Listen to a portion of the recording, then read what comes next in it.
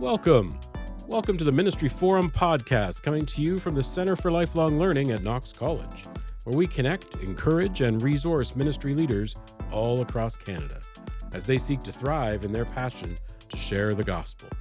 I am your host, the Reverend John Borthwick, Director of the Center and Curator of all that is ministryforum.ca.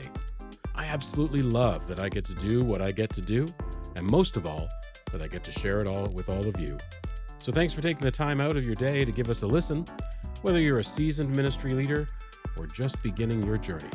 This podcast is made with you in mind. Well, today on Ministry Forum Podcast, we have a couple of special guests. First, it's a Ministry Forum intern takeover with one of our interns, Rachel Kennedy-Proctor. Welcome, Rachel. We're very excited to have you as the lead in our episode today. And earlier this year, I asked our interns if you could interview anyone on the Ministry Forum podcast, who would that be? And almost immediately, Rachel said the name of today's extra special guest, to which our other interns, Sarah and Lauren, our creative and logistics lead at Ministry Forum, collectively cheered. I'm going to admit, with no offense intended to our guest, I said, who's that?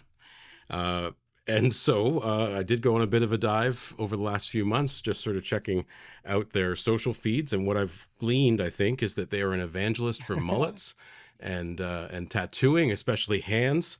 And you will be in for a treat because also they're amazing in the things that they're talking about. So much more to them. So I'm really looking forward to this conversation just to get to know them better and get up to speed with someone who already has a significant fan club among the Ministry Forum team. And I'm hoping and guaranteeing that many of you will become fans at the end of this conversation. Rachel's going to host the conversation today, and I might add a little something here and there, of course. So Rachel, over to you. Let's welcome our special guest today.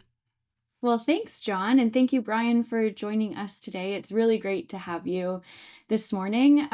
Just on a personal note, in my own deconstructing journey, I had just come out of a Pentecostal evangelical world as I was heading into seminary, and I was really trying to look for people who were talking about the things that I believed but didn't have language to put to, and then your Instagram, your channel popped up on my For You page. And so that's kind of how I found you. And it's just been really great to hear all of the things that you have to say about inclusivity, spirituality, following Jesus in this new way that I believed and I wanted to do, but just didn't have language to verbalize that. So thank you for the platform that you have and the voice that you use on it. It's been wonderful.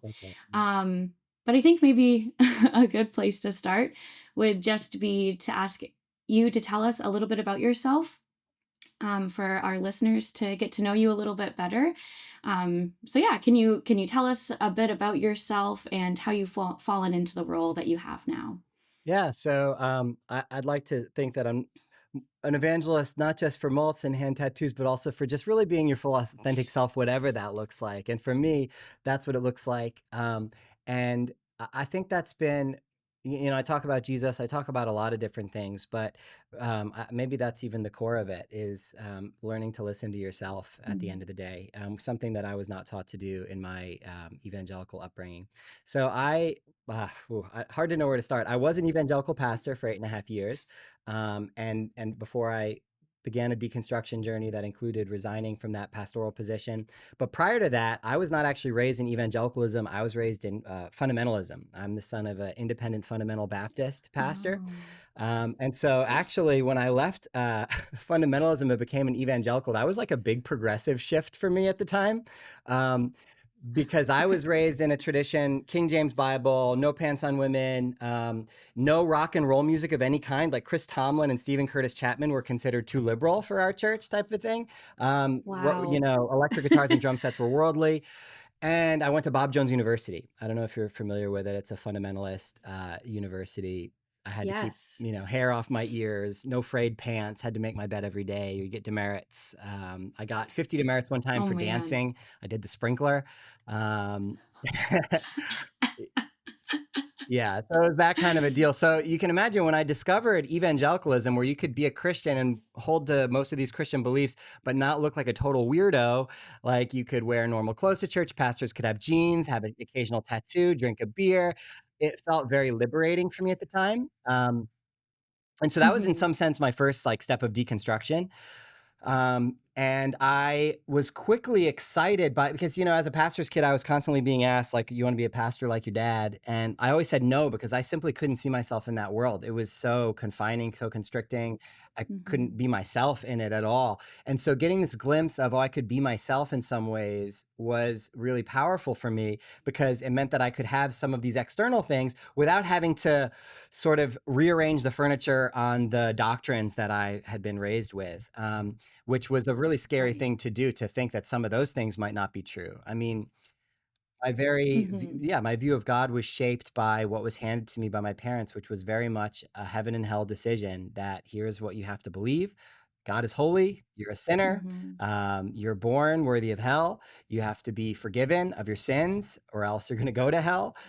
You do Right. that through Jesus. And so all of those building blocks were in place for me, and I didn't have another way of seeing it. And so it took me some time to kind of begin to question some of that stuff within evangelicalism, I would say. So to fast forward a little bit, the Hmm. sort of precipitating moment for me that began to shift. So first of all, I became a pastor pretty quickly after becoming an evangelical. I was in a church. I rose to, they were giving me all kinds of ministry opportunities. They knew that I wanted to be a pastor. And so the multi-site evangelical church I was a part of asked me if I would help launch a new campus. And that was when I was 25 years old back in 2012. And I really enjoyed Hmm. doing that for a few years. But in 2015, with the rise of when Donald Trump began to be sort of popular as a Republican nominee for president, I remember that was the first time that I began to feel a major disconnect between where I was at and where the rest of evangelicalism seemed to be at. Because I was Hmm. kind of like, oh, this is a joke, right? Like, we're all going to dismiss this guy as a buffoon and also evil. And Hmm. very quickly, I realized, oh no, not only do my fundamentalist parents really like him, but my evangelical church seems to really like him. Um, Right. and most of evangelicalism, obviously, in America, voted for Donald Trump. And so over the next few years, I tried to find my purpose in trying to shift people from this sort of Christian nationalist, anti-immigrant, xenophobic perspective to a more inclusive, welcoming, love of neighbor thing. They're listening to Fox News every night, which Hmm. for you Canadians, Fox News is like it's basically the Christian right television channel. And a lot of the folks in my Right. church were Yeah. they were being discipled by Fox News, Tucker Carlson, Sean Hannity. And then you're getting them for a half hour a week, but they're getting, that fed at them like, every single day for Right. hours at a time. And so I felt like it was a cool thing that I wasn't just preaching Right. to the choir. I was trying to challenge these people to maybe think in a different way and how their Christianity does not fully align with Republican politics. And so I did that Hmm. for a few years, and it was really 2020 that was the pause that I needed to reevaluate what I was doing and what I was a part of. Because up until that point, I was not.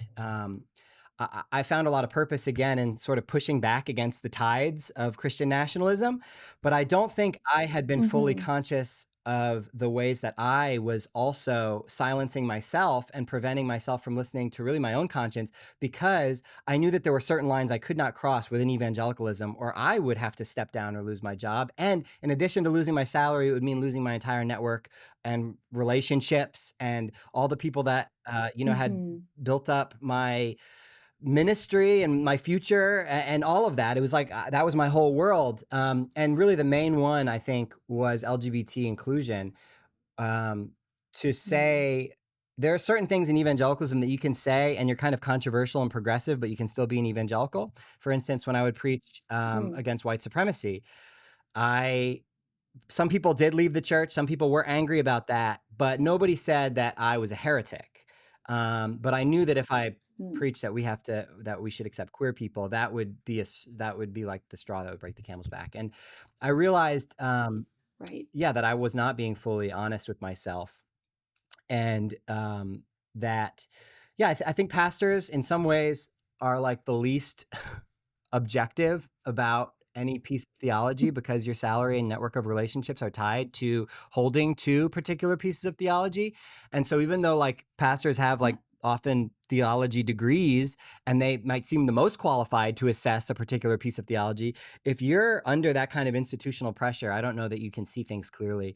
And so I resigned and very Mm. quickly shifted on a lot of things, which was a little bit embarrassing in some ways. That like, wow, there were years there where I just wasn't really being honest about what my conscience was pointing me towards. But also, I'm proud of myself that I made those moves. And it took some time for me to be Mhm. public about it. But after some time of just like kind of sitting with that change and processing it with people in my circle, to include queer friends that I was making, I decided that if I had been a public evangelical, I had been publicly a part of, even though it's not like I preached Mm. against queer people every week, I was still a part of an institution that was opposed to queer people and their inclusion. So it felt important for me to be public about the other thing, right? And so I kind of just did some videos online about it, not really planning on building an Instagram platform at all, but more like a bit of a public act of repentance and also like wanting to be clear about where I was at now since I had been clear about what I was a part of before. And I think because I didn't have any institution behind me, like I felt a certain vulnerability that I could just say whatever the I don't know if I'm allowed to curse on this For podcast, sure. but I could say whatever I wanted to say. And so I'm quite explicit. And I felt a freedom that like, I'm not reporting to anybody. I had already lost everything. Once, you know, my church knew about my LGBT inclusion, they took all my sermons down from their website. I knew that those people were no longer Oh. going to help me plant any future ministries. Like I had already lost all of that. So I didn't really have much to lose. And I think that place of vulnerability sharing from that was, yeah, it Mm. maybe was attractive to people, and you know, an Instagram platform kind of came out of that, which was somewhat surprising. And so I've been trying to figure out how to best steward that since then. So there's my kind of long answer to your question. Yeah. No, that's wonderful. Thank you so much for sharing all of that. I hear a lot of different things in that story, but one thing that I hear that maybe relates to my own story is that the broken relationships that happen maybe when you deconstruct, especially from um, uh, situations or places where if you deconstruct or if you question or doubt, some of those beliefs shatter, and the fear is that you no longer are this good Christian. At least that was my experience. But yeah, thank you for sharing Yeah. that. How was the response to your like how you grew your platform with those previous Yeah, relationships? I mean, like you said, I think the majority of people and actually pretty much crickets from a lot of folks. Like I just haven't heard from people that I had Mm. been very close to, and I haven't heard anything from them. And I kind of know, well, the church that I was a part of, like I said, it was a multi-site church. So even though I led one location, there was a broader team that I was a part of. Hmm. And somebody from the church, a little bit after I released my first series of videos about why Christians should affirm queer people, somebody from the church that was a friend emailed me and was like, "Hey, I'm so sorry about like how they're treating you. I don't like it." And I was like, "What do you mean?" And they had sent like a church-wide email about me basically saying like, "Hey, you know, you all know Brian, he was one of our pastors and he's like has these false beliefs now that we cannot endorse and we're praying for him," and that sort of thing. But I didn't actually hear from Hmm. most people. And I was a little surprised when they took down my sermons, although not really surprised. And it hurt a little bit, but also I guess I kind of saw it coming a little bit, and I had already counted that cost beforehand. Mm. I have there's a couple folks from the church that still reach out that like we kind of have a a bit surface level of a friendship, like send memes back and forth type of a thing. But yeah, it is tough. I've had to build new family and new networks and new Yeah. friendships. But the cool thing is, and what I always tell people, yeah, you'll lose relationships, but anybody who doesn't stick with you as you evolve wasn't really there for you. Mm. Like I guess I would hope that if I'm friends with somebody It's and I care true. about them deeply, and they change, they become a new kind of person. The posture that I would want to have towards them is, oh, this is a new you that I want to get to know. Like this, I've always loved and Mhm. respected you. And if you have continued to evolve, then I'm sure this new version of you also has so much to love and respect that I would love to learn from and get to know, as opposed to like, you've changed. And so I'm writing you off. And I think Yeah. knowing that people would have that response makes people not change, not evolve in ways that they know that they probably should. And really, would we ever want to, like, think about that? Do we really want somebody to not change into who they know they're supposed to be in order to make us happy and comfortable? Like, I would never want that for Yeah. my children. I don't want that for anyone to Totally. feel like they have to walk on Mhm. eggshells around me and they can't be themselves because, I'm so dogmatic and rigid in my beliefs that I can't possibly be around somebody who's evolving. And so I I've learned so much about going through this myself in terms of even my posture towards my own children and how I treat people who have different Mhm. beliefs from me. And so I've tried to keep my posture like, hey, and not everybody can do this. If you're just deconstructing and you have a lot of church hurt, I'm not saying you have to keep that door of fellowship open to the people Mhm. who maybe put church hurt on you. But for me, where I'm at, I try to have the posture like, hey, my hand of fellowship, to use a sort of Christianese expression, is extended, and it's up to you whether you're going to grab that or not. And not that I've like emailed every friend and said that, but I've tried to always respond cordially and kindly. And I call out evangelicalism as a institution, as a system, but I actually very intentionally don't criticize my old church. And the individuals within that church, for the most Mhm. part, are incredibly lovely, well-meaning people that I think have some bad ideas, Yeah. but I don't have anything personal against them. Um, they're probably offended. I know for a fact that many of them are offended simply by the fact that I changed. And I think one of the hurtful things Mm. that people feel when somebody deconstructs and changes is like, oh, like you changed, which means that you think that I'm wrong and there's something that I'm bad, you know? So Right. it's like they take it personally. So I think a lot of people took it very personally, like Mhm. you think that I'm evil or else you wouldn't have changed. And yeah, it is hard to like separate all that out, you know? But with evangelicals, I try Mhm. to love the sinner, hate the sin, I guess. Use one of their expressions. Yes. I know that one well. Well, thanks, Brian. Yeah. Um, so this kind of relates to what you've already been talking about, but would you like to share more just about what led you to the social media platform and how that impacts your ministry, like the one that you currently have through So, social media? I'm divorced. My separation was about a year after we left the church, and sort of connected, sort of not. She was on her own deconstruction journey, and part of that was reevaluating our marriage. But my former wife was she used social media extensively for her business. She did some like kind of Instagram influencing, and so I think I kind of learned it from her, Mm. to be honest. Yeah. I kind of was a part of that, watching her do it, and so I think I learned some of the just how to integrate stories and reels and that sort of thing.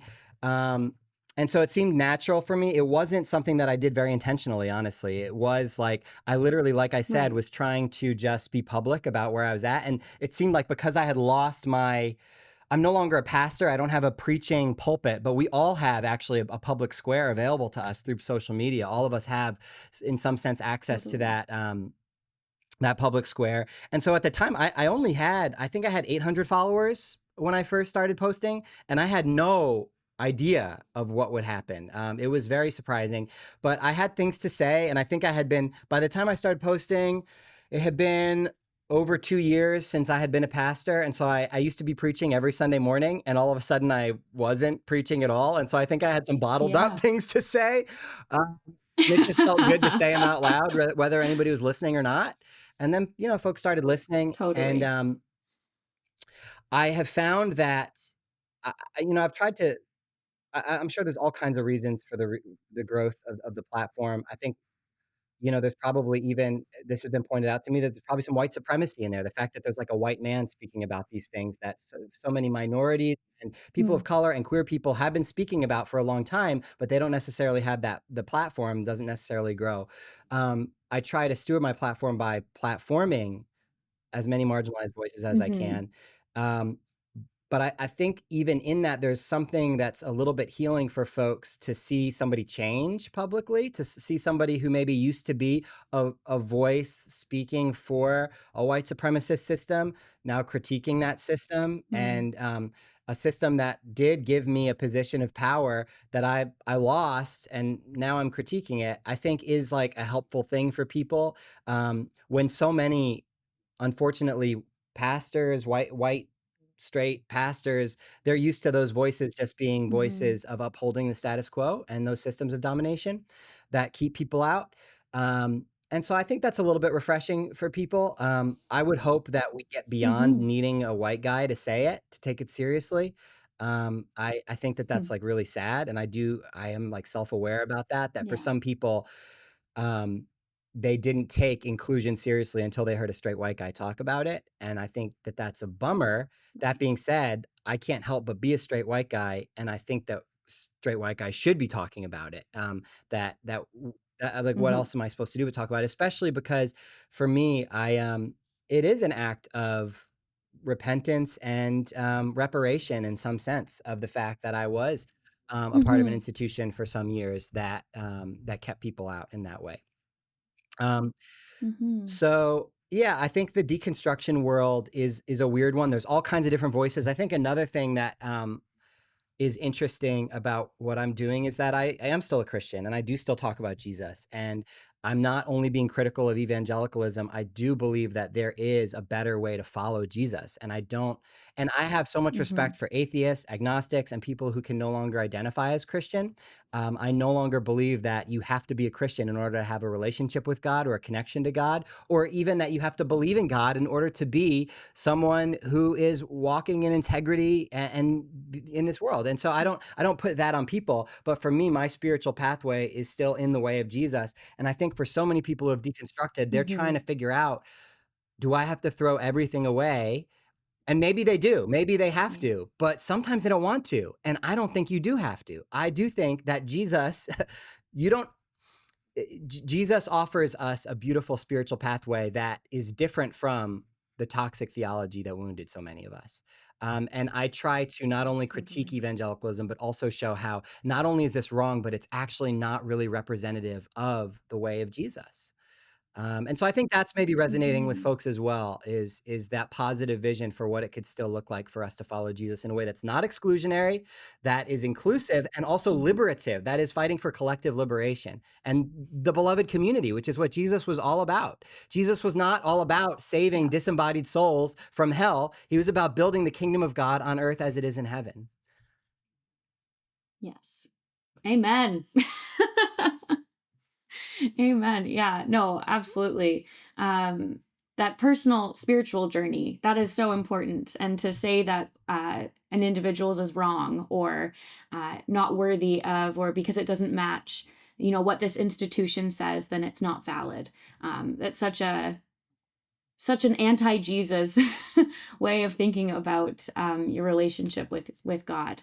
Um, so in Canada, we are seeing a really huge decline in church attendance across all denominations. I don't know what that plays out in America, but I'm going to assume that it's probably similar. And I think that kind of relates to a number of reasons.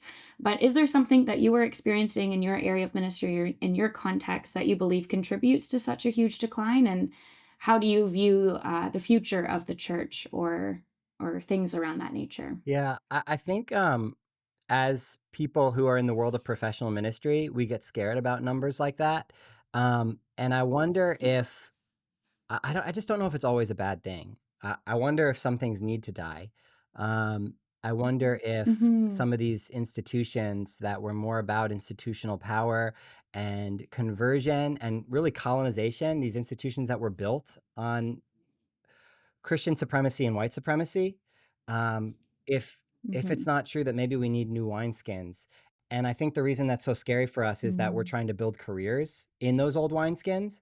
And so when we see those numbers Right. going down, what we're seeing is like, how am I going to have a salary? How am I going to feed my kids? Which is real. Like, that's so real for somebody who's a Mm-hmm. professional ministerial person. We're worried about that. But I think that's a totally separate question from the spiritual health of a country. America, we currently have Mm. stronger religious institutions, probably, in the sense that we still have like a lot of mega churches. The mega churches are growing, but that doesn't mean they're spiritually healthy. That doesn't mean they're leading people to be more connected Right. to God, themselves, and their neighbor in real ways. I think a lot of those churches, how are they building?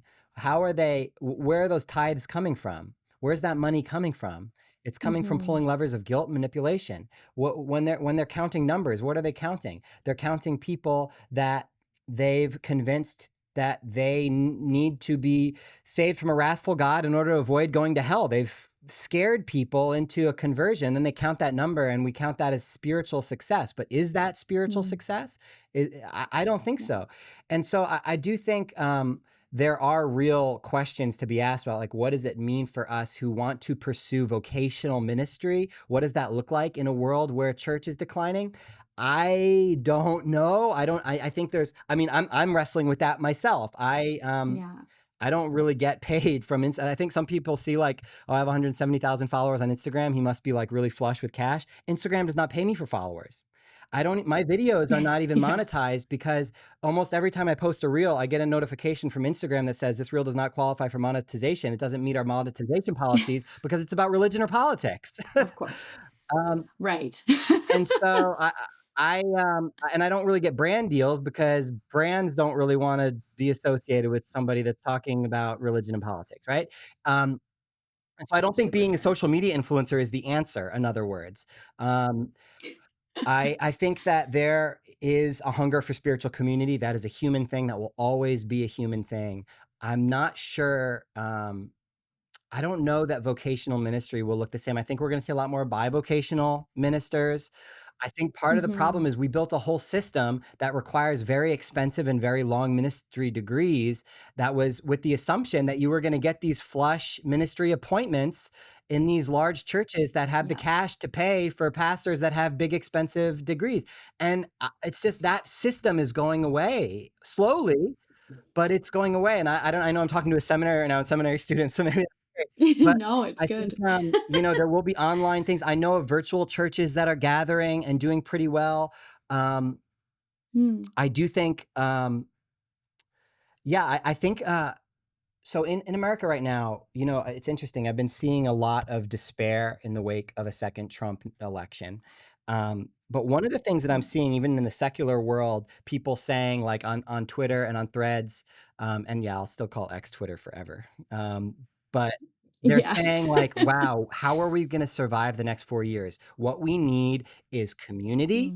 Mm. We can't rely on this big thing to take care of us. We got to find our people. You got to find your people. And then the other thing we need to do, since the national Yeah. political scene is failing us, we need to organize locally. We need community organization, and we need to Mm. get back to local community organization, and we need local community. And they're not even talking about the church, but you know what I'm thinking about is, oh my Yeah. God, that's the Yeah. church, man. Like, if ever we needed, but do churches think of themselves as hubs for community Mm. organization, mutual aid for the most vulnerable? Not typically. But I think that when we look at Acts, it's like, all right, we're a vulnerable, marginalized population. Let's pool our resources. Let's care for the needy. And from Mhm. that place, there was growth because people are hungry for a spiritual community that cares for one another. So I think pastors probably need to shift to become more like community organizers. We can learn from those Mm. doing justice work and community organizing. And I think churches should feel more like mutual aid societies than conversion factories. And Totally. I think that could be the future of a healthy church. But I don't know how that fits with our Mhm. seminaries. That's your job. No, it's so true. Yeah. I get a lot of people asking me like, "Okay, so what are you going to do after this step? Like where are you headed and what congregation do you wish to be part of?" And I don't have an answer for that question. Um I didn't just come to seminary with the goal of being this a congregational minister. Of course, I felt called in that way, but it was also for my own spiritual growth as well.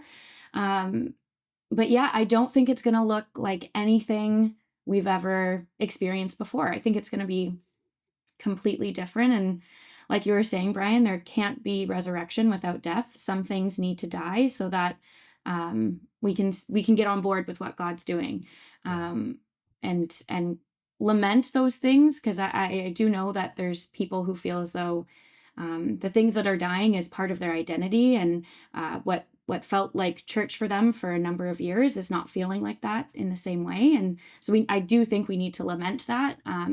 But then we also have to have space to have immense hope for the new thing that's coming through.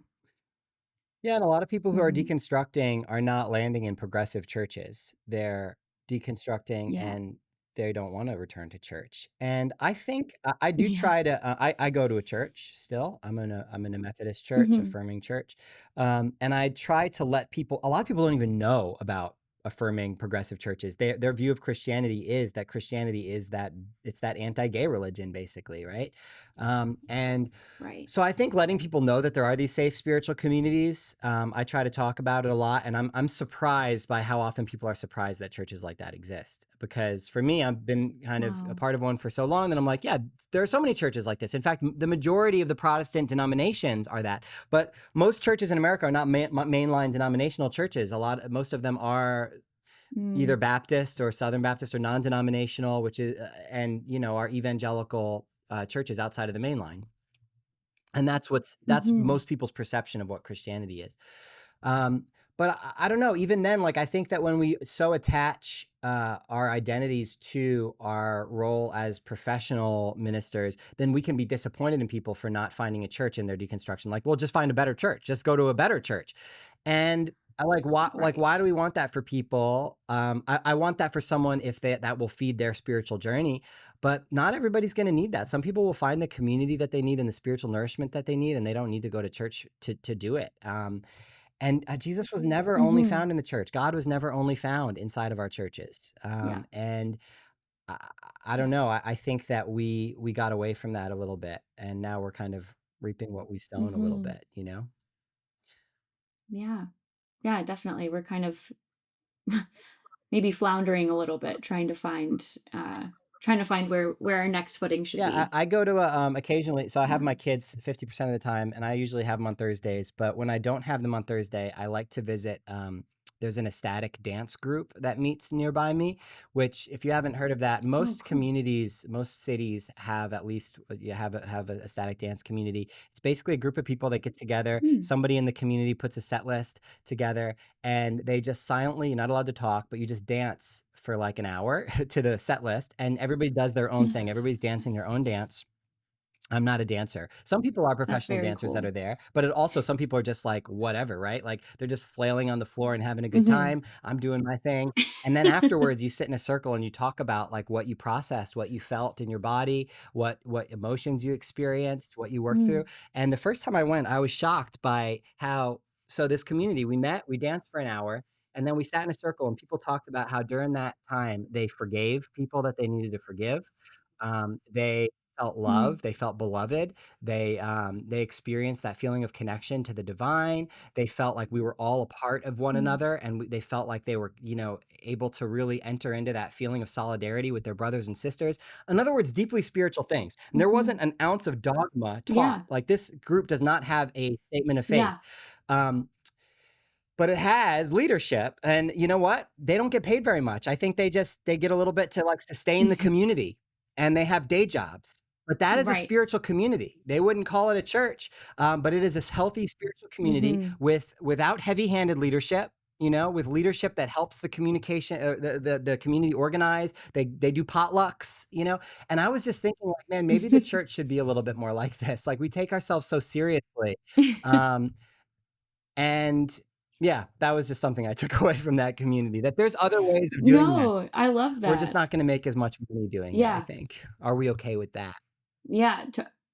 Right. Yeah. That's the question I think maybe we need to answer. Or yeah. Uh, wow. How vulnerable that must be to dance freely in front of is it like headphones that you have No, the no, not music, or is that's it a different thing, out that's a loud? silent disco.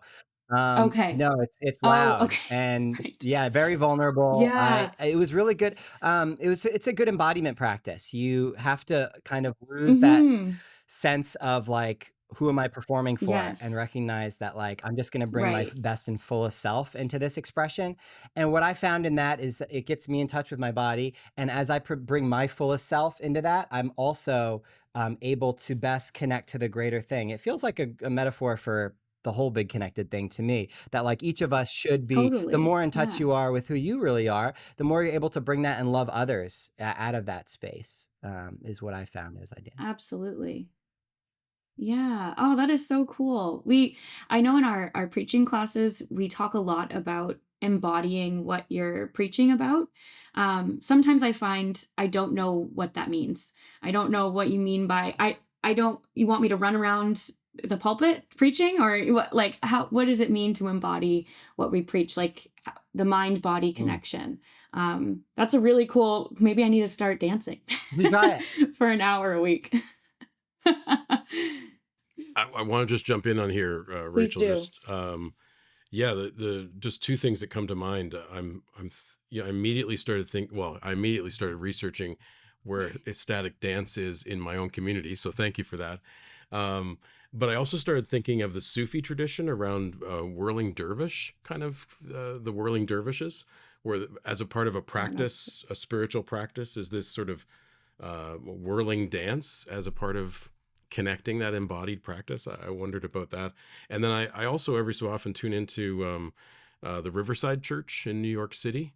They've got some amazing preachers there, and Mm. their senior pastor starts every sermon with an embodied practice, and I can just tell that as she was introducing it, I can tell that as a person who stood in a pulpit and hung out with a congregation, that she was getting a lot of feedback, but was pushing through the Mm. feedback and kind of saying, "Okay, so here we go, because we are bodies, and before I start my sermon, we are going to do this thing. Could you breathe with Mm. me? Could you Mm, touch your hand to your chest or whatever that is?" That's how she I love starts her that. sermons, and I'm like, that's really cool. "Huh, way to go, embodied practice," because we are bodies, Yeah. having an experience as much as we are spirits and minds, for sure. That's awesome. Carry on, you two. It's an amazing conversation.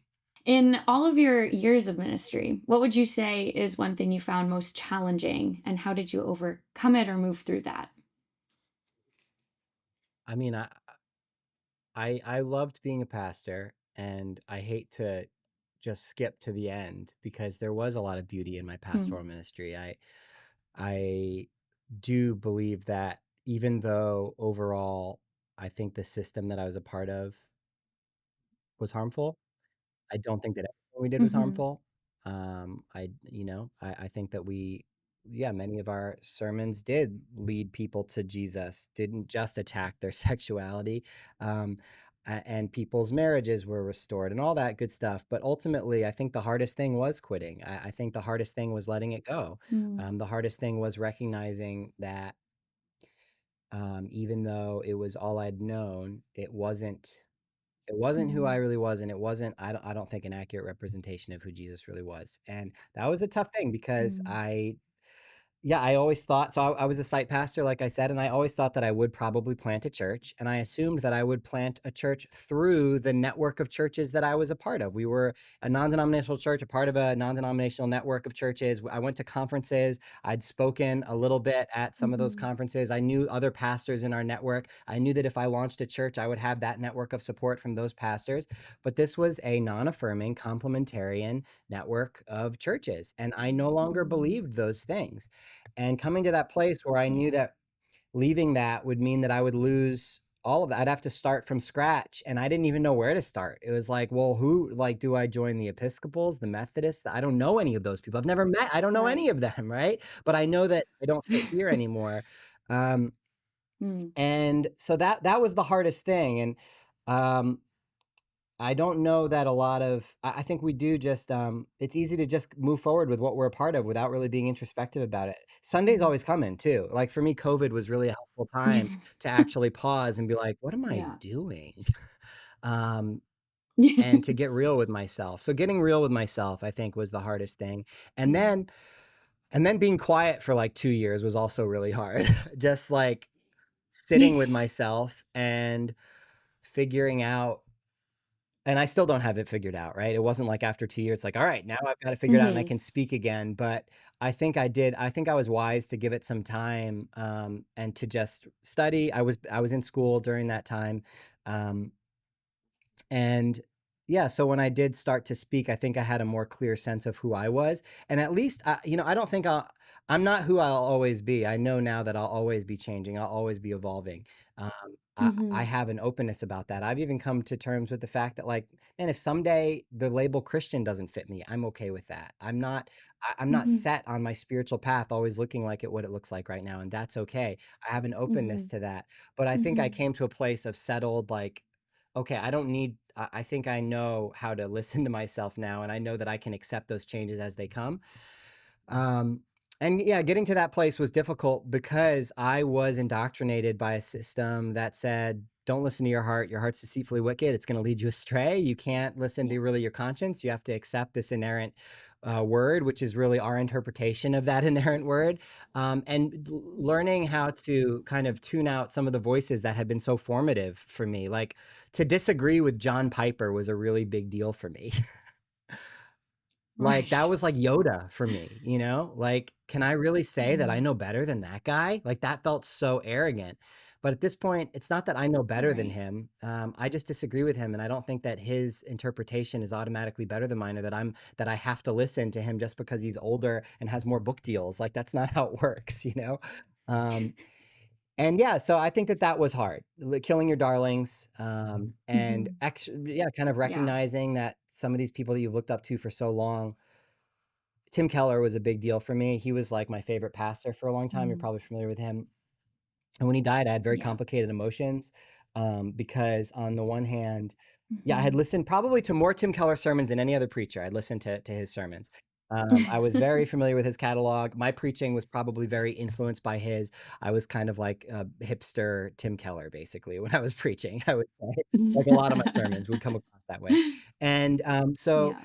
but I shifted on some things, and I became very disappointed with him because I was like, you're so smart and so Right. culturally engaged, and I don't think I'm smarter than you. How did you not see that you didn't have to condemn queer people? And you know how much it would have meant to the community if you would have, before you died, come out and said, like, we should really accept these Yeah. people as our brothers and sisters. That would have been so amazing. Why didn't you do that? Instead, you spent all your time making a bad thing sound like a good thing, putting lipstick on a pig, trying to dress up evangelicalism to make it sound more nuanced and intellectual than it actually is. Why did you do that? You could have actually Hmm. brought nuance and intellectualism to a better ideas, right? And so I was angry about that, and it Yeah. was tough for me to kind of just process that without feeling like I needed to hate him or hate the version of me that Hmm. thought he was great. I'm learning how to have grace for my past self and my past heroes, while also moving forward, recognizing that, like, life is going to continue changing. So all of that has been, I think, some of the Hmm. hardest stuff that I've done, and maybe that's just because that's the season that I'm in right now. For sure. Yeah. No, thank you for sharing that. Yeah. Tim Keller was pretty influential for me as well when I was in the Pentecostal world. But when I was in the Pentecostal world, I grew up Presbyterian. And when I was in my evangelical days, a lot of the circle that I was a part of was so glad that I was now evangelical because the Presbyterians aren't really Christian, but that Tim Keller guy, he's okay. So that was kind of my circle of influence there as well. So, but yeah, I completely agree. Um, yeah, Rachel, sorry, John. Go I just ahead. want to dive in. Please do. I just want to say this line again that you just said, Brian. Um, I am not who I will always be. Mm. One of the themes that I've heard through the Ministry Forum podcast as we've been talking to people is this, especially around discernment, a kind of conversation around discernment. People who go into seminary, they're not 100% sure where they're going to land, and then where do they end up? My story is a bit like that. I never knew I'd come back to my seminary and start working in that space. But I just wanted to honor that line of I'm not who I will always be, and connected to that. I remember doing like conflict mediation sort of facilitation kind of training, and there was this amazing sort of facilitator who talked about what I know right now was always the answer he would give Mm, to things. So when people would ask him, what do you think about this? He'd be like, well, what I know for now, or what wow. I know I right love that. now. And he Mm, really blew open this kind of notion of, we don't have to hold things so tightly that this is the only way to yeah. know things. What if we could hold it as what I know right now? Or I'm not who I will always be. Thanks for that, Brian. I really Yeah, appreciate that. that's a powerful It's really phrase. I like awesome. that. It's so interesting how we like shame Yeah. politicians as flip-floppers when they evolve or change in their views. And yeah, sure, sometimes they change for bad reasons, like somebody pays them off or whatever. But like for the most part, I think Mhm. evolution, we got to embrace it and embrace it in others, which is maybe almost even harder than embracing it in ourselves, is Mm. celebrating in other people. Because we see it as weakness. Oh, like because to change is very vulnerable. It says that I was wrong when you change, or at least that I'm, Yeah. yeah, I'm not who I was, which is a vulnerable thing to do. But so it's courageous in that Mhm. sense. Mhm. I work with another job that I have. I'm a youth leader as well. So I work with a few youth at the church that I currently work at, and we talk a lot about identity and change. And a lot of them are applying to university, and a lot of them are so fearful of locking themselves into a program or a major or a school, or even the decision to go on to post-secondary school, because they feel as though now I have to be this one person forever. And so we've had many conversations. I'm sure we'll continue to have that conversation, that our identities are allowed to change, and we're allowed to change what we think about or what we believe, and to have grace for yourself to do that, I think is challenging. Well, is there anything else that you'd hope we talk about today but didn't? Something you're working on, something you'd like to share with Well, us? we could talk about hell. Let's do it. So I wrote a book that doesn't come out till October 2025. But it's basically so one of Yay. the main things that kicked off my deconstruction in earnest theologically was taking apart the doctrine of hell. Hmm. It had always bothered me ever since Lovely. I was a kid. Yeah. Didn't like it. Didn't feel like it fit with the character of God that was being explained to me. And as a pastor, it was my Hmm. least favorite part of being a pastor, was having to believe that. That the people that Yeah. we thought were wrong, that had the wrong doctrine, that weren't Christians, were going to go to hell. But I thought I had to Yeah. believe it. I remember in 2011 when Rob Bell's Love Wins came out, and John Piper tweeted, "Farewell, Hmm. Rob Bell." And at the time, I again saw Piper Ooh, as a bit of a Yoda figure. And so that warned me, oh, that's heresy. sure. Not supposed to read that, not supposed to go down that road, or Farewell, Rob Bell could very easily become Farewell, Brian Recker. Um, Instead of reading Love Wins by Rob Bell, I read the response to it by Francis Chan and Preston Sprinkle, Erasing Mm. Hell, which was written to refute Yes. Love Wins. And I actually found it quite unconvincing. In fact, it began to open my eyes to how nuanced the biblical data on hell was. And then, very interestingly, I started listening to Preston Sprinkle's podcast after I read that book. And Preston Sprinkle, who defended eternal conscious torment in his book Erasing Hell as a response to Love Wins, over the next few years, after he wrote and published his book about endorsing eternal conscious torment, he changed his mind over the next few years and became an annihilationist. And I listened to that Mm. unfold on his Wow. podcast as he went deeper and realized, yeah, I was actually missing it on these various issues. And as that Mm. like really blew my mind. It was gave me permission to change. Gave me Mm. permission to believe something different than I'd always believed. Seeing this sort of, he was like the evangelical scholar that basically the evangelical industrial complex tapped to do the scholarship to refute Rob Bell's book, right? And he changed his mind Yeah. after going deeper into the data, um, which made me dive deeper. And so I did like a very Yeah. in-depth study on hell for myself, reading everything I could find while I was a pastor. And I tentatively did become an annihilationist at first, but only really because, again, universalism was one of those issues, sort of like LGBT inclusion, where if I became a universalist, it would be one of those like, yeah, you can't be here anymore. Like annihilationism was like as Mm. far as I knew that I could go without being wholly rejected. And so that did kind of shape my study in a little bit. But So this is a fascination for me. Once I stepped down from being a pastor, as I continued to deconstruct other things, I very quickly became a universalist. And not only that, as I like re-examined my theology, universalism has become very central to my theology. That I actually think at the heart of the message of Mm. Jesus is this universal welcome, that God is for everybody. God is not for one kind of people or one religion or one spiritual path, that God is the inheritance of us all because Mhm. God is love and love is the inheritance of us all. And so for me, um, Mm. expanding on a Christian spirituality that is universalist has been really central for me. Still becoming holding on to Christianity, and this has been like something I've had to wrestle with a lot because as I talk about how the biblical data on hell has a lot of weaknesses, one of the questions that I'm constantly getting from people is, well, if there's no hell, then what's the point of Jesus? If there's no hell, why did Jesus even live? Why did Jesus even die? What's the point of being a Christian? Why does anybody need to be a Christian? Why not Mm. just be a Muslim or even an atheist? If there's no hell, why does any of it matter? And what that revealed to me very, very profoundly is how, for so many of us, Christianity itself, at the very heart of Christian spirituality, was punishment avoidance. Our spirituality, Mm. the main storyline that we received from the very beginning was, again, you need to be, I mentioned this already, you need to come into a relationship with God or else of what will Yeah. happen if you don't. And so that Yeah. was really the impetus behind connection with God. It wasn't connection for connection's sake. It was not love for love's sake. It was connection for the sake of punishment avoidance. And salvation really was Mm. defined by when I say there's no hell, they're like, well, Jesus is a savior. So of course there's a hell because otherwise what does he save us from?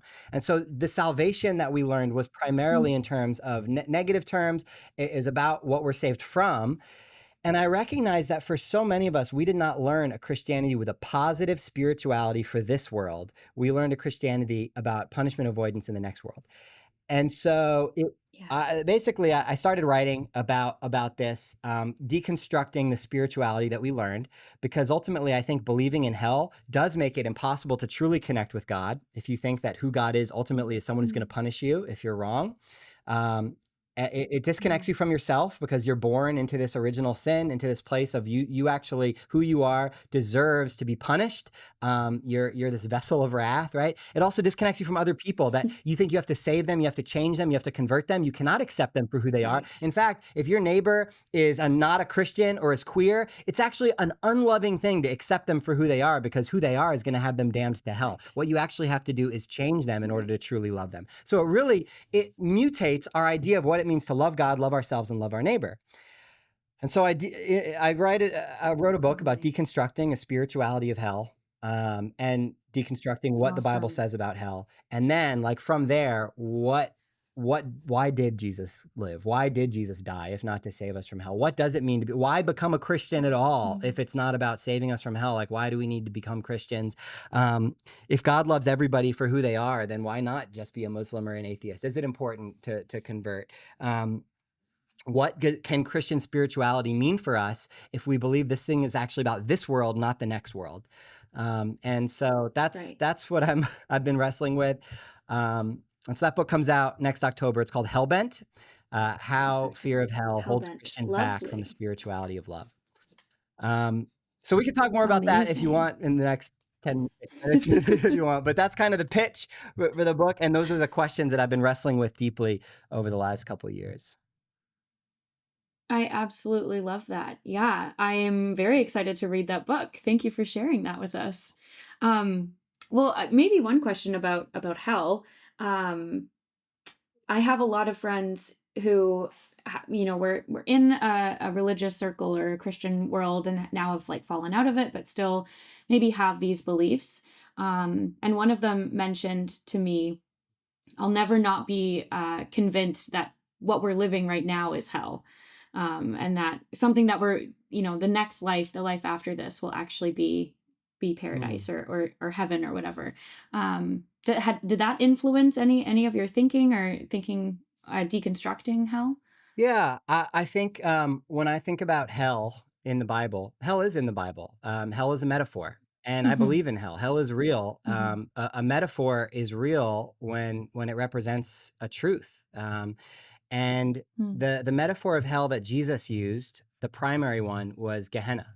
And this was not original to Jesus. Jesus borrowed this metaphor from the prophet Jeremiah. Jeremiah said that Hmm. if Jerusalem did not repent of their violence, of their neglect for the orphans, for the widows, and turn to God, then they would be destroyed by Babylon and be thrown into Gehenna. Gehenna was a metaphor of historical destruction that would come as a consequence of failing to live in the love of God. And I believe Jesus used the metaphor in really essentially the exact same way. You have to remember that just 40 years after Jesus lived and died, Jerusalem was destroyed, not by the Babylonians, but by the Romans in 70 AD. And when Matthew wrote his gospel, that was about 10 years after that had already happened. And so Matthew wrote his gospel to a Jewish population reckoning with the destruction of their homeland and their temple. They were wondering, how did this happen? How could God allow this to happen? And Matthew, of the gospel writers, is the one who uses Gehenna language the most. And I believe this is ultimately a metaphor of Jesus talking about the fact that when we are exclusionary, when we are focused on not justice and mercy, but these trivial matters of the law that are meant to keep people out rather than let people into the mercy of God, that actually those chickens will come home to roost, as has been said. And so I believe that Gehenna is on earth. It's always on earth. It's always the natural consequences of our failure to live in light of the love of God. And we see it happening right now. I mean, in 70 AD, Gehenna was in Jerusalem. And in 2024, Gehenna is in Gaza. We continue to fail to live out the kingdom of God, the beloved community, and instead we turn to violence. And so, that's how I Right. essentially view hell. And so I have a chapter called Hell on Earth, kind of Yeah. unpack all of that. That's awesome. That'll be very interesting to read. Thank you for sharing. Yeah, I find Um, that was never once explained to me, that when Jesus talked about hell, yeah. first of all, the word hell is not in the Bible. It's various words are translated hell, and the primary one, when people say Jesus talked about hell more than anybody. No, he didn't. He talked about Gehenna more than anybody, No, he and didn't. he wasn't the first person to use Yeah. it. So what does Gehenna actually refer to? And I do believe it is more of a message for this life than the next life. Yeah, and Totally. I ultimately Yeah. would agree that I believe that God is a reconciler, that in order for God to be all in all, I do believe that we will all return to love in some Yeah. way. I don't know exactly what that looks like. I think the Totally. metaphors that we receive for Yeah. heaven in the Bible are again, they're metaphors, and I don't know exactly what they mean, but I have hope that God is good and that we will return to love. Totally. Yeah. That's beautiful. Thank you for sharing that Yeah, with but you us, still have to read the Brian. book, We are just because looking I forward to spoiled reading it, that. but no, it's just kidding. We'll read the book. Yeah, we're buying all the copies. Brian, as we get close to wrapping up, for those who might just be engaging with you for the first time, they would see on maybe your socials and certainly on your website. I sense that you have a bit of a tongue-in-cheek kind of way of describing things or saying things. So on your website, you have some merch, just so people know. And one of your T-shirts is "Hell is not a real place, but if it were, it would definitely be for billionaires." Yes. Yeah. So you have some thoughts in that area as well, I assume. Yeah. We don't want to go on a deep Yeah, I don't dive think because we only got a billionaires should couple minutes exist. left. I But think that they're creating hell on earth. Not that I believe that Yeah. God is going to send billionaires into fiery judgment for eternity, but that actually, when we look at the world and the vast inequalities that exist, and when you see that Elon Musk has $400 billion, which I don't think anybody has even like the ability to comprehend how much money that is. But I saw recently that if somebody Yeah. from the time of Jesus made $2,000 an hour, since then till now, they still wouldn't have close to the amount of wealth that Elon Musk has.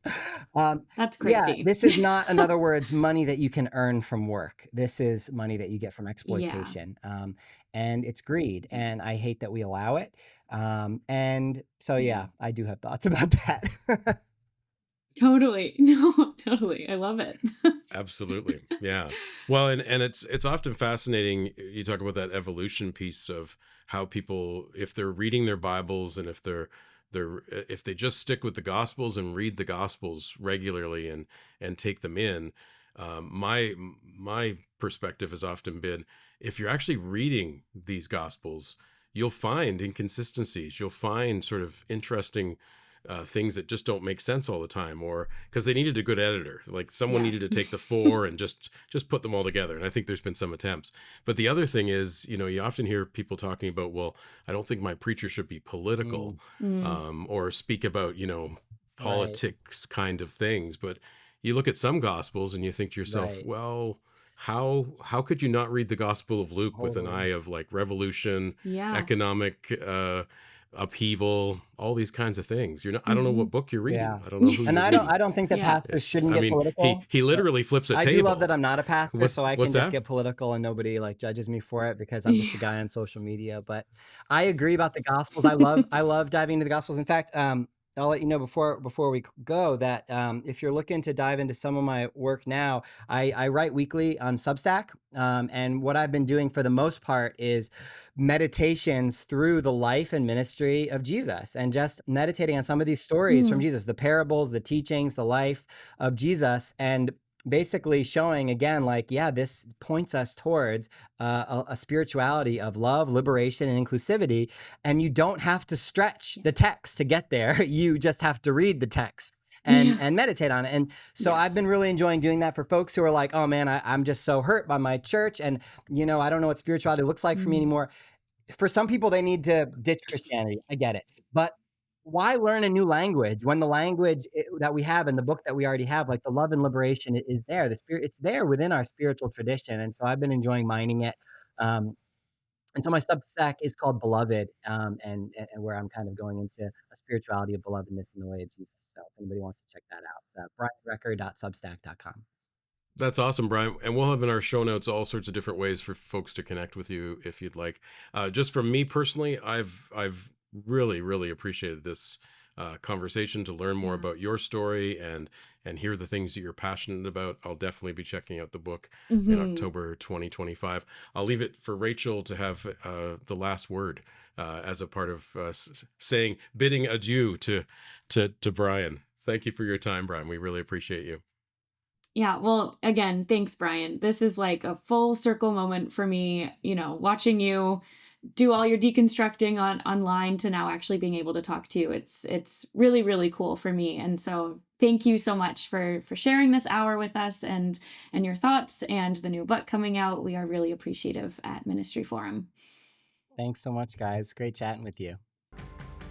Thanks for joining us today on the Ministry Forum podcast.